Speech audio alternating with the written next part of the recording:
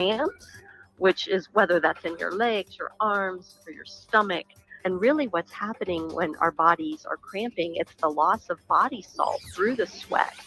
And that causes the water to rush into our muscles, and that results in our cramps and our spasms that we get. Now, the Tri-State's most accurate and dependable forecast on U-Rock 102.5. With your updated forecast, I'm staff meteorologist Paul Trombley from the Weatherology Weather Center. Lots of sunshine today with daytime highs approaching 95. Winds out of the south, 15 to 20 miles per hour. Partly cloudy skies tonight. Slight chance of thunderstorms. Lows level off around 67. Mainly sunny skies tomorrow. High temperatures reach up to 94. Mainly sunny skies Sunday with a high of 98. 102 Monday. Looking at the long range, 101 Tuesday, 94 Wednesday, and 96 on Thursday. Another look at the short range. We should top off around 95 today. Lows level off around 67 tonight. Highs reach 94 tomorrow. Get up-to-the-minute weather updates from the Weatherology Weather Center. I'm staff meteorologist Paul Trombley on this NWKS radio station. Right now, 68. Join the free smoothie party at Tropical Smoothie Cafe on June 21st for National Smoothie Day. We're treating our Tropic Rewards members to a free smoothie with bowl or food purchase. Order an app, online, or pop by the cafe for a little sip and chill. 3 cheers to our Tropic fam. Terms and conditions apply. Getting quality employees to fill positions in your company is essential, but finding those people can be a major hassle unless you use ZipRecruiter. ZipRecruiter makes finding quality people a breeze. ZipRecruiter's advanced technology identifies candidates with the right skills, sends you great matches, then you can easily invite them to apply. 4 out of 5 employers who post on ZipRecruiter get a quality candidate within the first day. See for yourself. Go to ZipRecruiter.com/free to try ZipRecruiter for free. That's ZipRecruiter.com/free. To win in basketball takes a can-do spirit. So shave with Barbasol and inspire your team. Raise that red, white, and blue can and yell, "We can do this." If it doesn't work, you still got a great shave.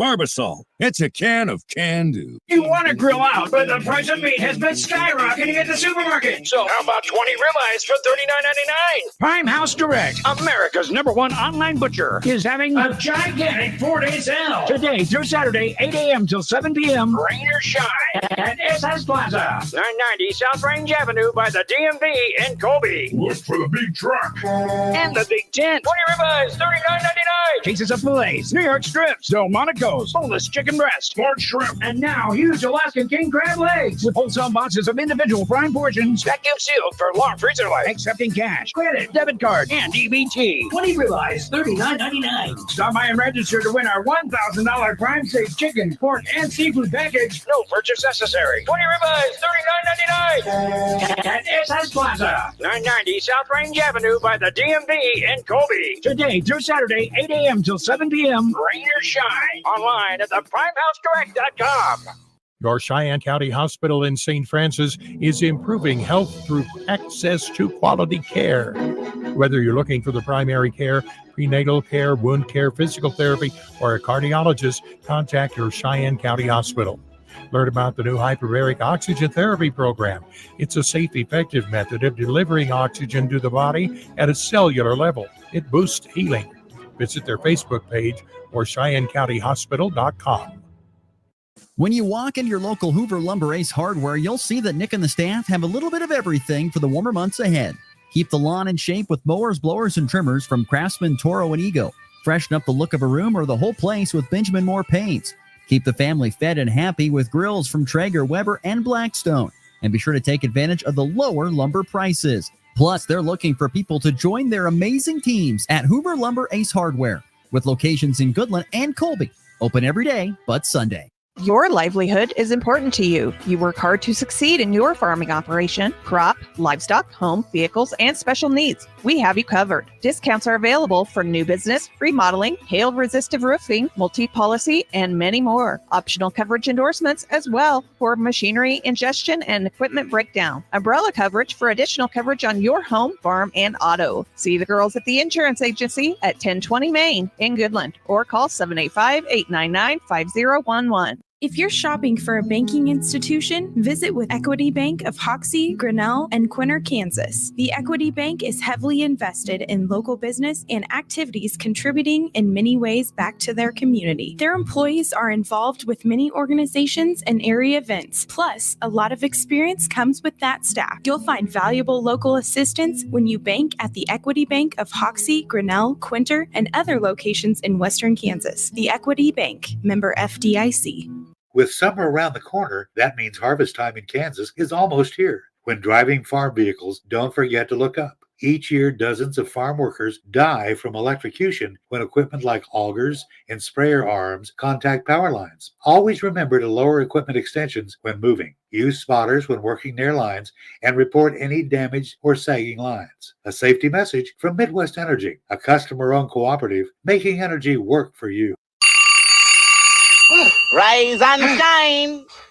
It's butt whipping time. It's time for the Morning Blitz with Ross Volkmer. That broadcast school has really paid off. And Christian Peck Dimmitt. Do you want to keep this job? Shut up, listen, learn. The region's only local sports talk show, discussing it all from the preps to the pros. What time is it? Game time. Simulcasting on AM 730 Fox Sports Tri-State, streaming online at nwksradio.net and the Rockingham app. They are everywhere. The Blitz is presented by the Insurance Agency, the Farmer State Bank in Oakley, the Cowboy Corner Express, and Equity Bank of Hoxie, Quinter, and Grinnell. Stop what you're doing and listen. And Freddie hits one into the left field corner, and he's got another one. 1-2 is bounced fair. Grabbed by McMahon. Long throw to first base in time to get the out. What a play at third base by Ryan McMahon. Belted to left field. And the Royals come right back on a long home run by Bobby Witt Jr. Century working on the field. The crowd. Here's a high drive to deep right field, and Brendan Donovan, Alabama native, crushes a home run. Messi is pitching. McMahon hammered it. Oh my, is this gone? Second deck. Touch him all time, Ryan McMahon. His 13th of the year. And 40 RBIs. Rockies a run closer.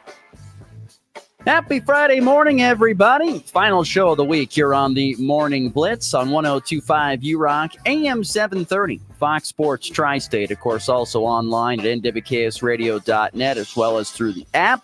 No matter which way you are listening, thank you so much for tuning in here on Friday, June the 21st. Hot day expected today. Temps back into the low 90s. It just seemed like it wasn't that long ago. We were at, 65, 67 on Wednesday. Temps going to be a little more toastier this tomorrow. And kind of, when you look at it through the weekend a little bit, if we're being completely honest, temperature is going to be 94 or 90 Saturday, 94 Sunday, high 90s Monday and Tuesday of next week. So summer temps and plenty of sun going to be coming up here in the next few days. So just get prepared for the warmer temperatures ahead. Today on the Morning Blitz, Eric Sorensen will stop by from D1 Baseball. Probably, if not the last time, one of the last times we visited him here in the spring as college baseball's season comes to a close in Omaha with the championship series between Texas A&M and Tennessee. We'll have a first-time national champ in the Men's College World Series. And so look forward to visiting with Eric Sorensen about that coming up here at the bottom of the hour. It is Game 6 tonight of the Stanley Cup Final back in Edmonton with Florida still leading that series 3-2. What does that? Does Edmonton send it back to Florida for a decisive Game 7? Or does Florida make the long trip almost to Russia and find a way to get a win? We'll find out tonight with Game 6 of the Stanley Cup Finals. Royals able to avoid a sweep at the hands of the Oakland Athletics yesterday. They get a decent start out of Seth Lugo, but the bullpen holds on despite a few base runners in the bottom of the ninth, and so they avoid a sweep to the Royals. And the Rockies, they end up losing that series to the Dodgers 3-1. They lose to the Dodgers yesterday. Shohei Ohtani with a leadoff homer. I mean, a spot him a 5-0 lead really did the Rockies, and then tried to fight back, including an absolute bomb off the bat of Ryan McMahon yesterday. So anyway, just quick thoughts on that. We'll get to more on that coming up a little bit later on in the show. We will probably not be talking about J.J. Redick going to the Lakers. I know Christian Peckdemit, of course, who's not here once again. He is in Arizona with the wedding. Would love to visit about that. And I have a feeling we'll be talking about that, if not on Monday, for sure next week, discussing everything that's going on with J.J. Redick, now the new head coach of the L.A. Lakers. So we'll keep that for our NBA man in Christian Peckdemit. But I want to kick the show off here this morning discussing some news that came out yesterday regarding the NCAA basketball tournament. One of the most popular sports months and times of the year, of course, is the NCAA basketball tournament. Of course, the men's has always kind of been there, but the women's has really picked up steam here over the last couple of years, probably due to Caitlin Clark and Angel Reese and other really good teams. It's Dawn Staley and some great coaches and players that have come through the women's game here, and I expect that to continue to be pretty good in the coming weeks. But news came out yesterday that NCAA officials presented at least 2 expanded basketball tournament models to Division I conference commissioners and trying to lay the groundwork for what could be a possibly 72 or a 76 team tournament and what that might possibly look like as they were meeting during the summer meetings. One model expands the current 68 team field by 4 and the other, of course, by 8. Both feature additional at-large bids and at least one more first 4 game site. And it would start the earliest if they were to pass this in the 25-26 season. So not this coming one, but the following one is what they are saying. But there have been talks about this for a while, about expanding the tournament. There have been talks about this for some time, talking about, well, if we expand this tournament, what is it going to do? I mean, are we just everybody get in now? They want to try and expand the tournament and bring more teams in. They think, well, if we bring in more teams, we're going to have, of course, more viewership, and it's just going to make the tournament better, or possibly more upsets, all that stuff. And that's all possibly true. It truly is possible that if you bring in more teams, you're going to probably have some more carnage here or there. You could have some great storylines, all that stuff. But you want to know the biggest reason why I think this is probably going to go through? The biggest reason why I think it hasn't been approved yet, they've brought it up, but the biggest reason why I think it's going to go through, not because of the fact that people want to see more games and expand one of the most fun sports times and events of the year. I think the biggest reason why it's going to expand is for the almighty dollar. Once again, I think the NCAA is saying we have got a lot of bills to pay in the coming years. A lot of money that we had not paid ever, and now we're going to have to pay it. And you're like, well, what's that money if you don't know? Well, paying players. $22 million a year is going to go to the players. The NCAA, for as long as it can stay alive, is going to have to pay, with their member schools, going to have to pay $22 million to give athletes their portion of the proceeds from their work that they do. That's the new deal that's coming up, and they need money to do that. So this is the NCAA knowing that this is the NCAA's biggest money maker is the tournament. It is. That nothing else is bigger than this. It is their biggest money maker. Just like any type of sales department or thing that they all have, Christmas might be our biggest money maker. Hallmark Channel, probably Christmas is their biggest money maker when it comes to advertising, because they know that a lot of people are going to tune into the Hallmark Channel and watch Christmas movies. They know it's high tide for them. The NCAA tournament is high tide for the NCAA. And they're like, we got to find a way to profit off of it more, since we're going to have more and more expenditures going forward, thanks to the new rules of NIL that have come through.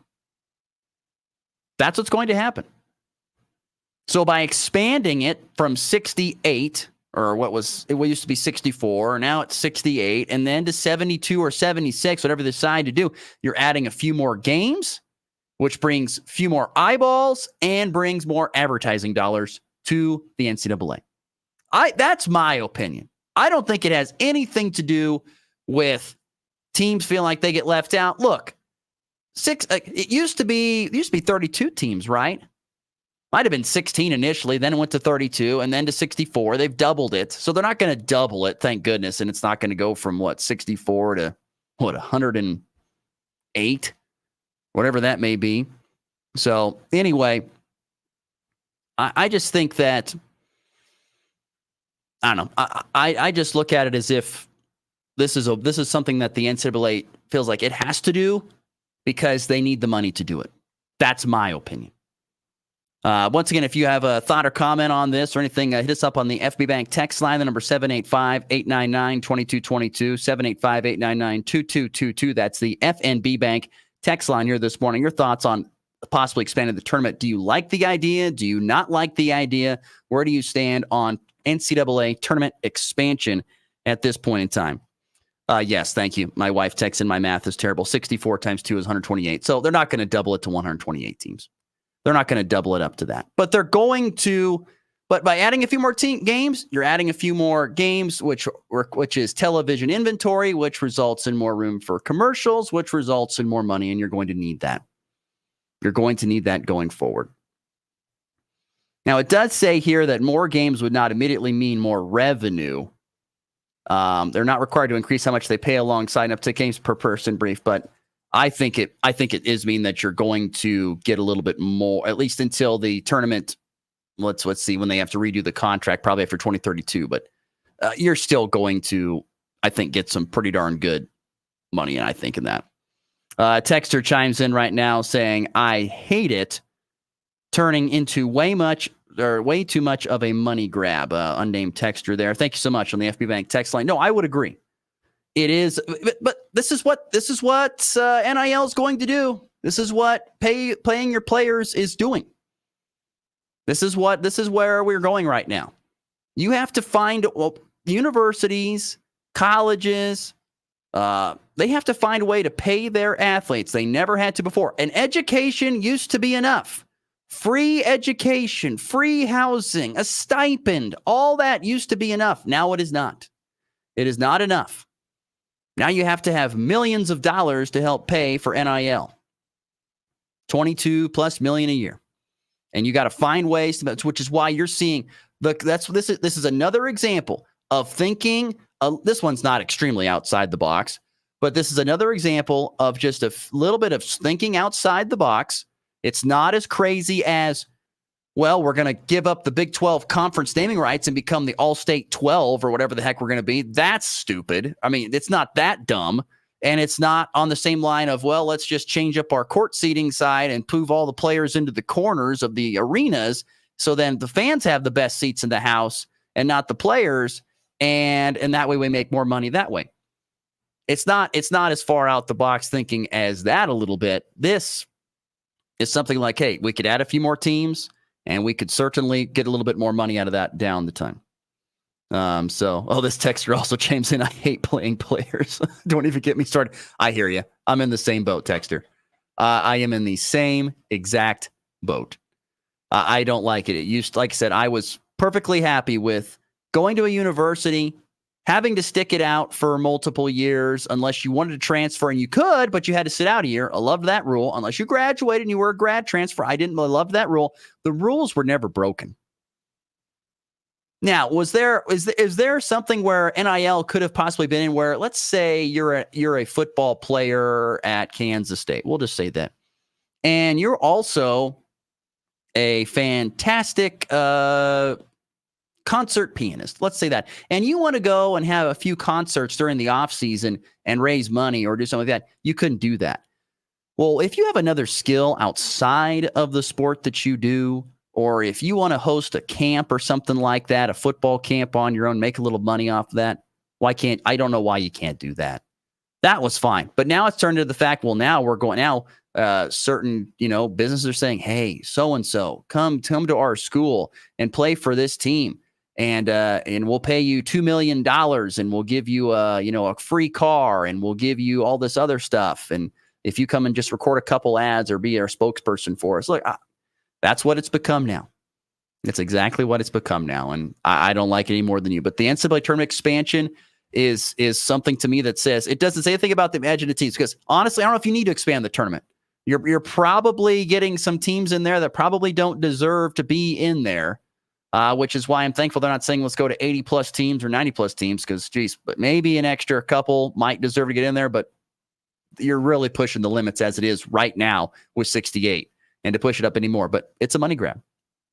And before we get to break here and bring on Eric Sorensen of D1 Baseball on the Hoover Hotline, another thing that caught my attention that I had not thought about, but it's brilliant, was I was listening to a press conference of a football coach yesterday.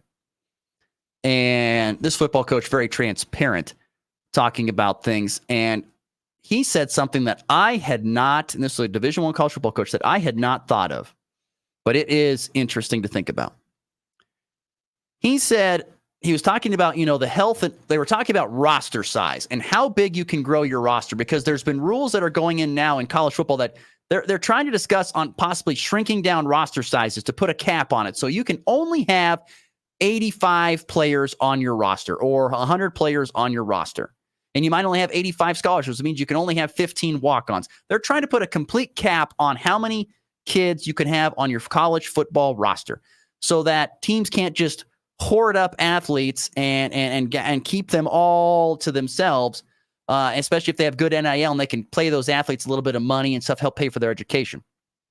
There's teams out there that don't like the fact that they have more money, because they do, and I get that point. But this coach says, talking about health and well-being, I want to keep a roster kind of big because we're going to need those bodies down the line as the season progresses on. We play football. It's a game of attrition. As the season goes along, we need more depth. We need these guys, and I want them to be able to, I want to have that depth accessible to us. So by keeping the roster big, we have that. But in that conversation, he goes, I've been in these meetings with commissioners and other football coaches of this conference and our athletic directors. You know what the thing they've been bringing up now a little bit here and there? Expanding the college football season to more games, bringing it now up to where it would be, instead of your 12-game regular season, going out there and playing 16 or 17, making it more like an NFL schedule. Why are they considering this? Because of money. They need more inventory. Schools, athletic directors, conferences, they need more money so that they can take care of this deficit that has all of a sudden come onto their books, that they got to pay $22 million to student athletes for name, image, and likeness. And so now you're thinking about, well, I guess if we're going to pay these athletes, we need more money to help do all the things that we do for them. Their health care, all the swag they get, their meals, the great training that they all get. We need all this in order to pay for it. I mean, the college model is going away to the way of the pro model. It just is. Just look, just read the tea leaves. I mean, they go to a 16, 17 game schedule. That sounds like the pros to me. You need, and the reason for it is, and guess what? They can expand the season, and people will probably still tune in and watch the games, because as much as all the stuff away from the field is garbage, the product on the field is good. And until people are like, I'm not putting up with this anymore, I'm not going to games, I'm not going to turn my TV on, and the ratings go down, that's when you're going to see change to this kind of stuff. But it's just not going to happen. We're going this way, and that's the way it is. And certain coaches are just like, hey, we're prepared for the future, and we're actually thinking past, up ahead, way ahead for the future. Once again, think about, if we got to have more games, we need to have bigger rosters so that we can have if the attrition comes, we're ready to go, and we can still keep playing ball. That was just something that really caught my eye. It really caught my attention. I was like, I had not thought about that, but it's another example of what can we do, speaking as conferences and all that stuff. What can we do to make more money to pay for this now $22+ million deficit we had to pay the athletes every single year? How do we go about doing that? We need more inventory. We need more NCAA tournament games so the NCAA gets their money. We need more games throughout the regular season so that the colleges get their money and the TV deals get their money so they can pay them more money. It's all about the dollar figures anymore. And it, to a sense, it always has been. But now it really, really is. It really, truly is. So I thought that was fascinating yesterday. I'm not surprised to see the talk about the NCAA tournament expanding, and I won't be shocked if it goes up a few.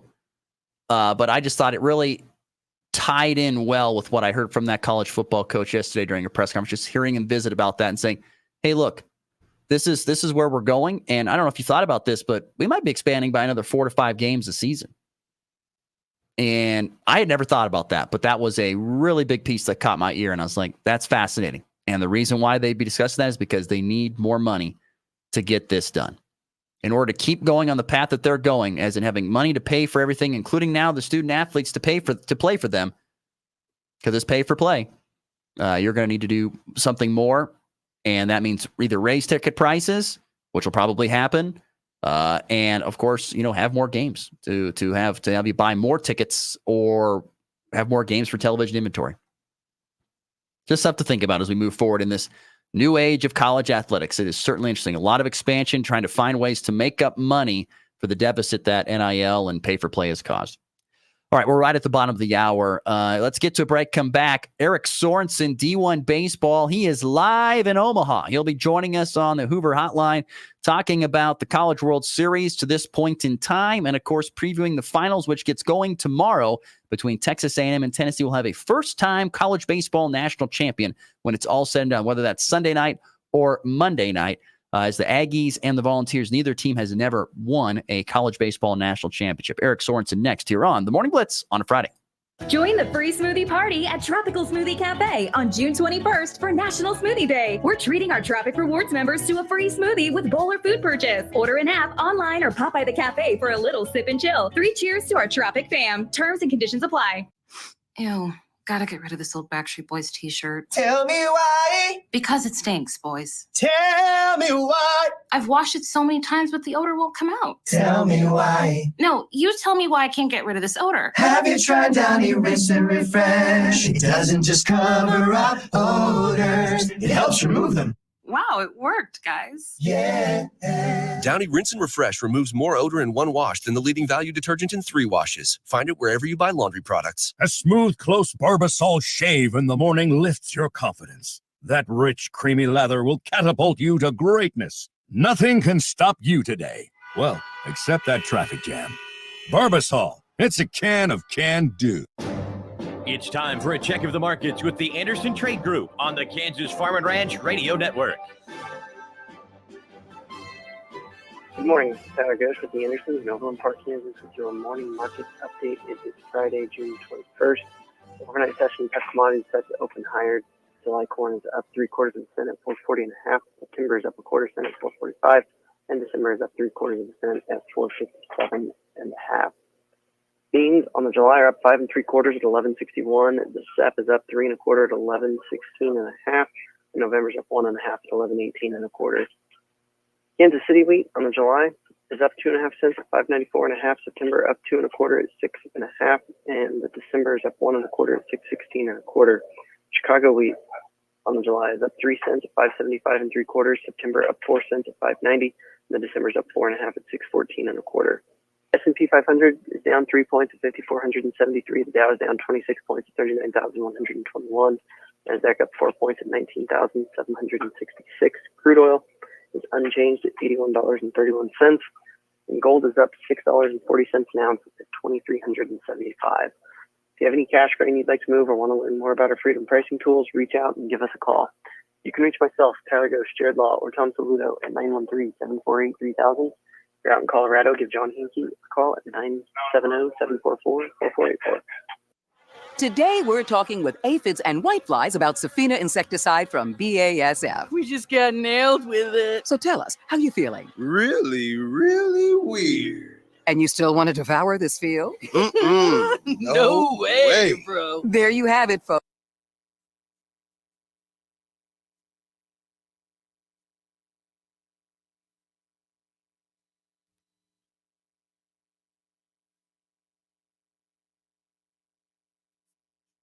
Vesey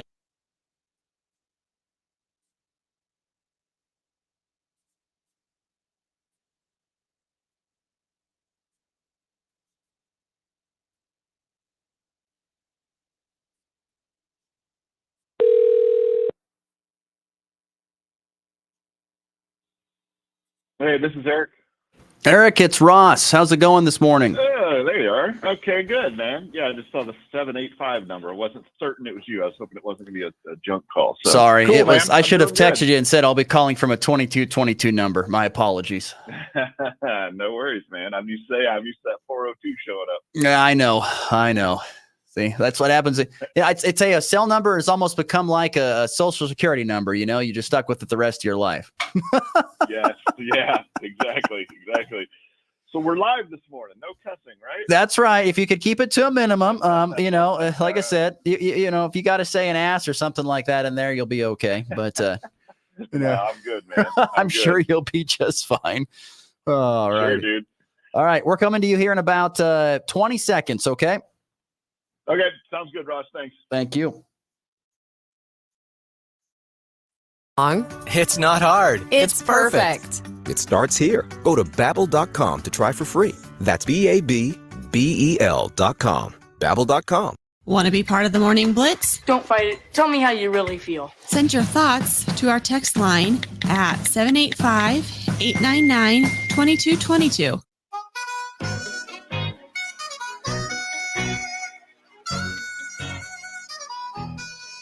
$7:35 Mountain, 8:35 Central Time here on a Friday, June the 21st. We're on the downslope. You know, yesterday was the longest day of the year, and now we're on the downslope. It'll just get a little bit darker, a little bit faster. On the phone now, waiting on the Hoover hotline, I should say, is our good friend from D1 Baseball, Eric Sorensen. Eric, good morning. How are we doing today? Yeah, doing good. I've actually gotten a little bit of sleep the last 2 nights, so I'm good, man. How surprised were you to see those games, actually, that triple header actually get done a few days ago? Yeah, you remember I was texting you saying, you know, because I know you wanted to be on your show, but yeah, I was texting you thinking, oh, the forecast still isn't looking great for Wednesday, so who knows? It could get spread all around, and you know, this is Omaha, which things can kind of switch in a hurry a lot of times. But it switched for the better. For once, Mother Nature was being nice to us, being agreeable. So yeah, I was a little surprised, and the games went really fast. I mean, that's including Texas A&M, who is notoriously slow known for having slow games just over the years. So yeah, this was a shock. I was pleasantly surprised, and even kind of a little bit not that I'm cheering for anybody, but a little bit happy that A&M and Tennessee won. That way we could have a day off or 2 days off, as it turns out, before we go to the championship series starting on Saturday. Isn't it a little bit surprising? I know they planned for it because they want to make sure that they have room for possibly some weather, and they also want to make sure that they have games, you know, in case team tries to make way through the bracket. But 2 days off is kind of a rarity, right? Oh yeah. This hasn't happened in quite a while, because I always try to get out and get away for a few days away from Omaha and just go someplace for a while and chill. And yeah, this is the first time I've recalled them having 2 days. It seems like it's been about 6 or 7 years, I think. I'm trying to think of when Vanderbilt and Michigan maybe was the last time we had 2. But anyway, either way, it's nice. I can dig it, man. Eric Sorensen joining us on the Hoover hotline as we're talking about the NCAA Division I men's college baseball tournament in Omaha. He is there currently covering the CWS. I tell you, it was a great start to the CWS with those first 4 games. I mean, my goodness, those were great. And kind of from that, it's kind of unfortunately been a tiny bit of a letdown ever since, but how could it not be with that great start? Yeah, I know. Yeah, that was pretty unreal to have. First time ever, 3 straight walk-off wins in the first 3 games, and the 4th game was a 1-run game. Man, there was just so much intrigue and so much the white knuckles in the crowd, and then people watching on TV. And then ever since then, yeah, it's kind of become blowout central, which is kind of good from a standpoint of being able to write about the games. It doesn't take a lot to describe what happened, I guess. But from a intrigue standpoint, it kind of lost its umph a little. But that's kind of good though. I mean, it seemed like last year had a lot of blowouts and not a lot of excitement. In fact, even in that championship series, Florida killed LSU 1 game, and LSU won the title game by double digits too. So there wasn't a lot of intrigue from what I remember from last year. But this year, man, it got up to a rollicking start. And then kind of just cruise from there, and that's okay. I think it kind of showed. I think A&M and Tennessee kind of eased into things after that and showed that they were the better teams in their games afterwards, because they won comfortably all of their games. They gave up. Tennessee gave up 3 runs, I think, in their 2 games, and Texas A&M has only given up 3 runs the entire tournament in all of their games, if I'm not mistaken. Yeah, in all their games, they've only given up 3 runs. So interesting the way things kind of turned out. I'll tell you, I felt like, and I know this happens every single year, but boy, it really seemed like the stars really came out and shined in the CWS this year. Vance Honeycutt for North Carolina, and Jack Caglione for Florida. Like the guys who were the dudes, I felt like really showed up and were the dudes this year at the CWS. Yeah, that's certainly true, and nothing got it started more than Christian Moore in that first game for Tennessee. The cycle. Hitting for the cycle, yeah. Hadn't had that since, 56.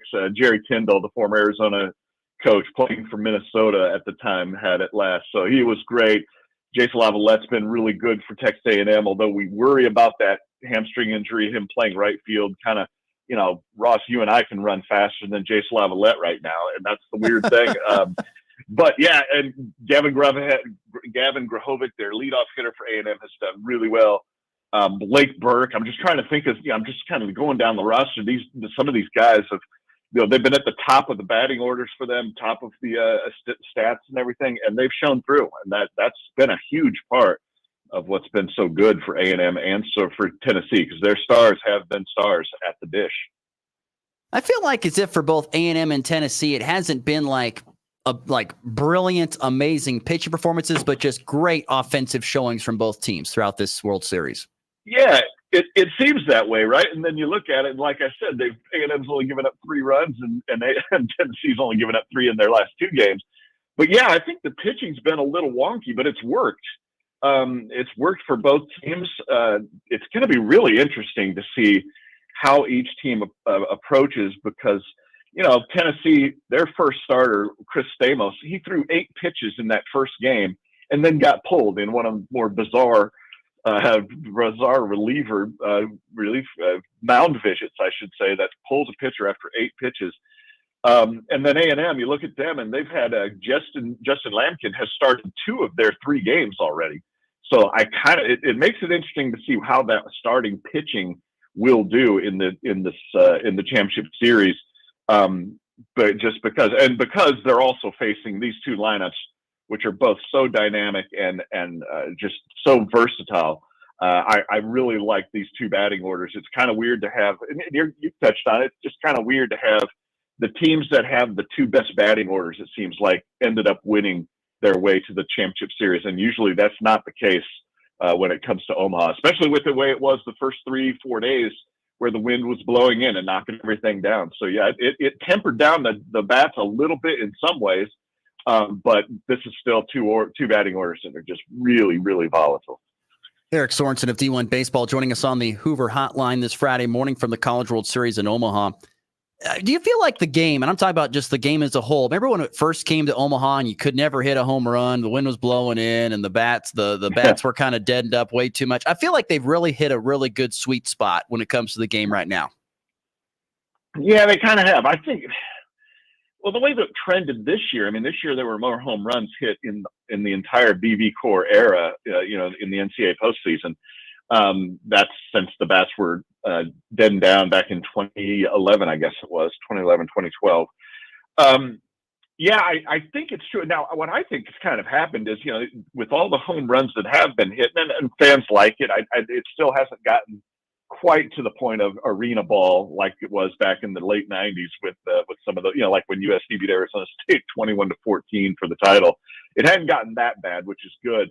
But I think that batting companies, Easton, Marini, Louisville Slugger, I think they've kind of figured out a way. They're always going to find a way to make their bats more productive, have a little bit more trampoline effect. I think they've kind of figured it out, even with the +3 that they have now, that the bat can't be, it has to have a certain weight to it. I think they figured out a way to make their bats more potent. That's my conspiracy theory on this one. I just happen to think that way because I know a lot of these guys. I worked with Easton for years. They sponsored my baseball site, And they always talked about how there were some bats that they would try to. There's some things they would try to sneak in to make their bats a little bit more powerful. I think they've kind of done that, but again, we've kind of seen it here that it kind of showed up that Tennessee, even with the way that the winds were blowing in, they scored 12 runs in that first game. They scored 7 in the second game and only 6 in their last game, but that was the day that those were the days where the winds were blowing in. They were still kind of putting up some runs. Before we get to the finals, I wanted to bring up Florida again because, boy, their run was really impressive. To go as far as they did with being that 3 seed in the tournament. I know we talked about it multiple times, us visiting how, we didn't know if they deserved to be in, but they made it all the way to kind of the final 4 teams. And I kind of laughed because I was saying a couple days ago on the show, I said, boy, those 15 runs they got in that game against Kentucky, they would have loved to have saved a few of those for that game against A&M, wouldn't they? Yeah, it just didn't work out for them. I think they just seemed a little bit spent after that first game, and first game of the day on Wednesday, scoring, what was it, 15? Is that what it was? 15 runs? Yeah, 15 runs. Yeah, against Kentucky, it was a good pitching staff, and Kentucky trotted out, 6 different guys, I think, and they just couldn't find an answer. But boy, Florida, they just seemed like they ran out of gas a little bit, getting blanked against Texas A&M in the night game. Seemed a little bit more like they were struggling a little bit more, and they just weren't the usual Florida. But boy, yeah, what a season they had. As far as just interesting season, not a great season. Well, it was a pretty great season when you end in Omaha, but their season was just a roller coaster. They played so bad down the stretch, and like we talked, it just didn't seem like they deserved it. They proved they were one of the better teams, whether they deserved it or not. They still proved they were one of the better teams, finally playing up to their potential here in Omaha. But it was a tough thing to do, to turn around and play twice in a day, and that doesn't happen very often in Omaha, but sometimes the weather makes that happen. It's been 10 years, I think I wrote in my article, it's been 10 years that since we had a triple header at the College World Series. But too much to overcome, and A&M was still just, they were on their game. But interesting. Florida was just an interesting case study in college baseball this year, it seemed like. Eric Sorensen joining us on the Hoover Lumber Ace Hotline. Well, the finals are set. A&M, Tennessee. It's amazing that neither team has never won a national title in baseball, especially Texas A&M. It seemed like they'd at least have one in their back pocket, but they never have gotten a national championship. They have a brand new national championship. So what stands out to you about this series? I'm going to tell you one thing I think that's kind of cool is that both these coaches coached together at TCU, if I'm not mistaken. Schlossnagle hired Vitello, and so it's kind of like the pupil and the expert and the teacher, kind of like that. That's kind of been one of the neat storylines of this final series. Yeah, I'd forgotten about that. The pro and the protege kind of. There you go. Situation. Yeah. So it is interesting.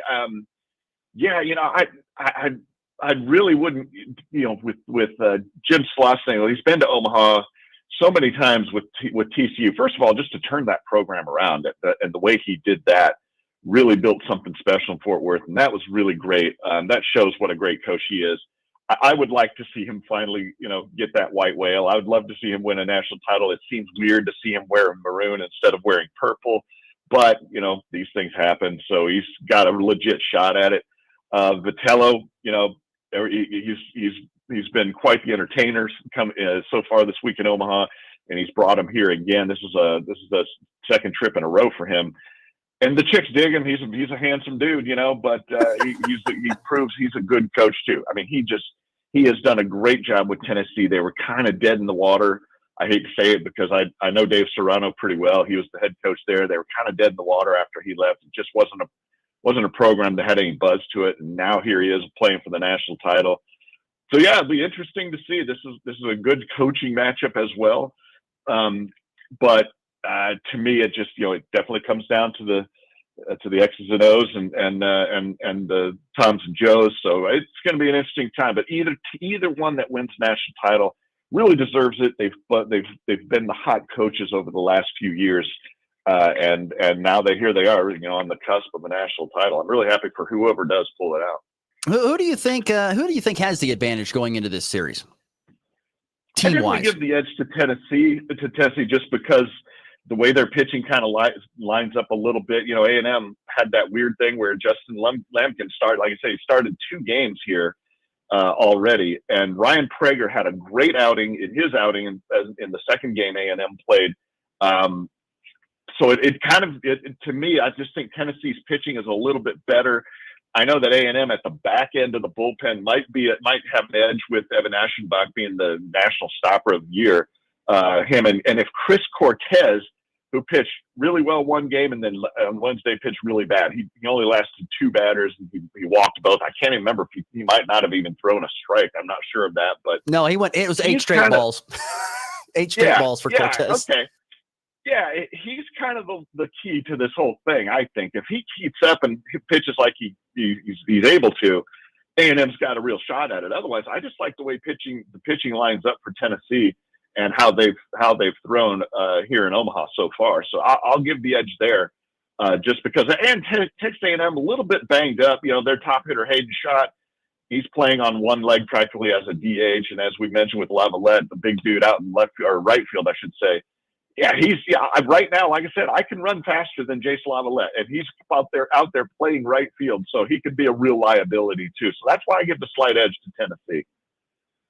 It'll be fascinating to see. You still have a whole day today before the finals, and you had a whole day yesterday. So I'm curious. You're back in your old stomping grounds. Have you made the stops, and what have you been up to there? Well, every year between bracket play and championship series, I always try to get away and I go walkabout. I just kind of get in the car, drive off to some small town and stay in a hotel. Right now I'm in Algona, Iowa, up in northern Iowa. I'm near, you're going to like this one, Ross. I am near the National Hobo Museum, which I plan to go to today. I got to get back to Omaha because I got to pick up a friend of mine from the airport, at the airfield. But yeah, I drove out to Iowa. I'm holed up in the really tiny mom and pop hotel near the National Hobo Museum. So that's my game plan before I get back to Omaha later on. Now, this was planned, right? It was planned you were going to go to the National Hobo Museum, right? That was like before you started the whole deal? It kind of wasn't, because I was going to go to Pipestone, Minnesota. They have a really great hotel there, a historic hotel, but it's currently shut down. So I had to audible, make a different thing to go to, and I saw the Hobo Museum. I was like, oh, that'd be fun to write about. So I'll go there and stay somewhere near there. So that was kind of what the game plan. That is absolutely fantastic. Always a great story with Eric Sorensen of D1 Baseball. Well, I hope you enjoy the National Hobo Museum. You'll have to tell us about it the next time we visit, all right? That sounds like fun. Thank you, Eric, for the time. Enjoy the final series. We'll talk soon. Yeah, man. Thanks, Ross. Once again, great stuff there from Eric Sorensen of D1 Baseball, joining us on the Hoover Lumber Ace Hardware Hotline, or the Hoover Hotline, as I like to call it. Right there, previewing the final championship series between Tennessee and Texas A&M. Yeah, like I said, some very interesting storylines. You got Jim Schlossnagle was the head coach at TCU. Vitello was an assistant under him. Vitello went and took the job at Missouri. And then after 1 year, I think it was 1 or maybe even 2 years at Missouri, where he was just amazing there, resurrecting that program, he took the job at Tennessee. And Schlossnagle then took the job from TCU. He went to the SEC, from the Big 12 to the SEC. And took the job at Texas A&M, and now both are facing off, like I said, the teacher and the student facing off against each other in the National Championship Series. And interesting to see what happens, and kind of in a little bit of a local tie as well. Batting cleanup for Tennessee is Hayes' own Dylan Dreiling. So tune in and watch him. He's been really good this CWS as well. So I'll be very fascinated to watch that series finale, which gets going on Saturday night. Is it Saturday night or is it Saturday afternoon? I got to check the schedule here. I'm going to double check that real quickly. Saturday evening. Yep. That would be at 6:30 Central, 5:30 Mountain Time. Texas A&M and Tennessee squaring off in the CWS Finals Game 1, best of 3 series. All right, we'll get to break, come back, wrap the show with some final thoughts next here on a Friday. It is the Morning Blitz. Keep your ride running at peak performance by scheduling an appointment with the Daves at Hurl Chevrolet GMC in Goodland, Kansas. Hurl's has a full-service service department where they'll work on all makes and models, not just GM. They do tire repair and replacement. They'll make sure your AC is running at its best for these hot summer months. Plus, customers who bought a used vehicle from Hurl's get a lifetime warranty and reduced oil change prices. So get your appointment scheduled today by calling 785-890-0000. That's 890-0000 and ask for Dave. you're sure to get one of them. Your livelihood is important to you. You work hard to succeed in your farming operation, crop, livestock, home, vehicles, and special needs. We have you covered. Discounts are available for new business, remodeling, hail-resistive roofing, multi-policy, and many more. Optional coverage endorsements as well for machinery ingestion and equipment breakdown. Umbrella coverage for additional coverage on your home, farm, and auto. See the girls at the insurance agency at 1020 Main in Goodland or call 785-899-5011. Fraudsters are out to get your hard-earned money, but you can protect yourself by following 3 simple steps. 1, don't give your account number, card information, or online banking login credentials to anyone. 2, be cautious in responding to unexpected pop-up windows or text messages. And 3, watch your accounts. If you suspect that your bank information has been compromised, call your FNB Bank immediately. We are here to help you protect your hard-earned money. FNB Bank, member FDIC.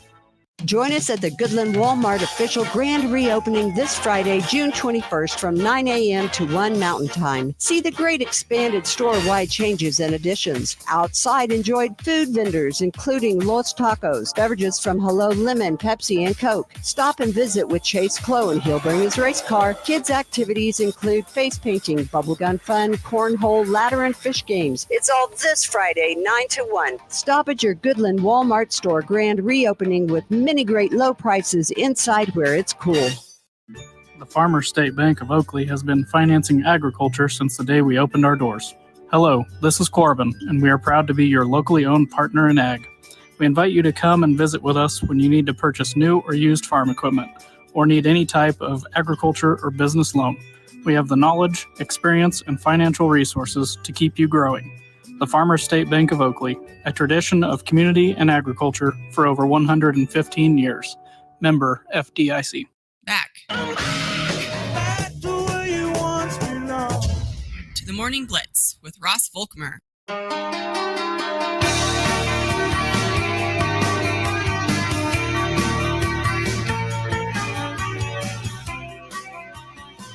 Wrap up a show here on a Friday. Thanks again to Eric Sorensen for joining us this morning from Alcona, Iowa, in the Hobo Museum. As we've gotten to know Eric over the years, he is quite the character, and some fun facts about him as well. But it's going to be covering the College World, the Men's College World Series national title game coming up here in the starting tomorrow, of course, obviously. So.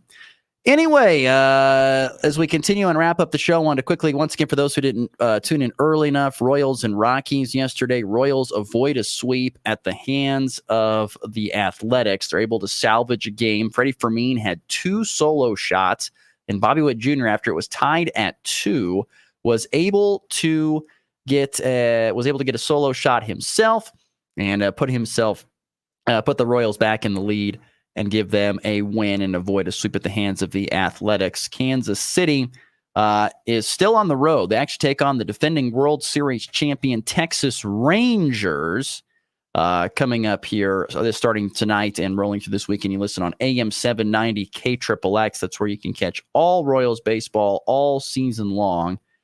First pitch tonight, I believe, if I can find my time here. For some reason, it's not pulling up. It would be 7:05 Central, 6:05 Mountain Time. You can catch the Royals and the Rangers.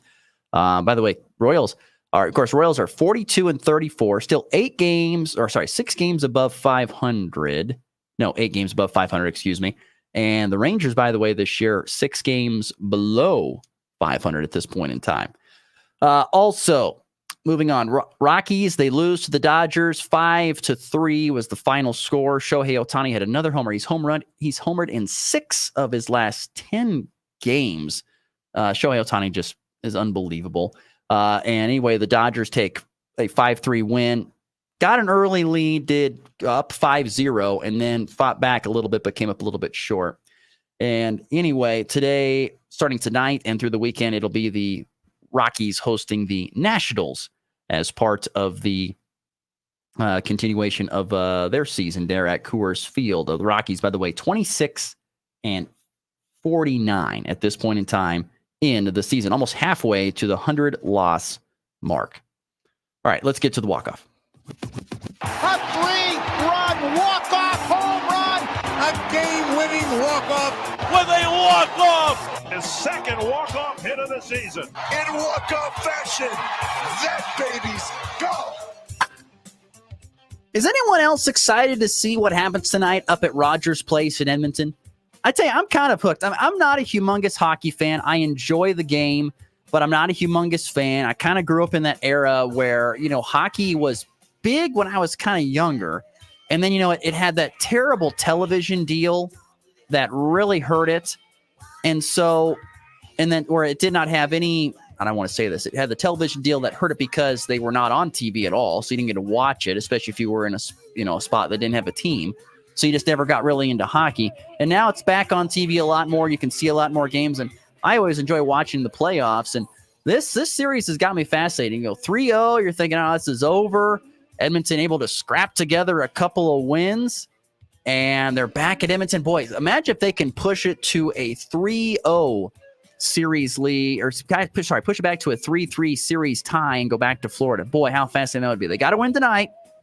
Could they win 3 in a row? Can Edmonton win 3 in a row and try and do that? That would be super, super impressive. So we'll find out. That tonight is on ABC. You can catch the puck drops, I believe, at 7 Central. What is that? Puck drops tonight at 7 Central, 6 Mountain Time on ABC. So catch the Oilers and the Panthers tonight in Game 6. Edmonton has to win to keep the series alive. That'll do it for us. Back on Monday. Have a great, safe weekend. Stay cool. We'll see you then. It's been the Blitz.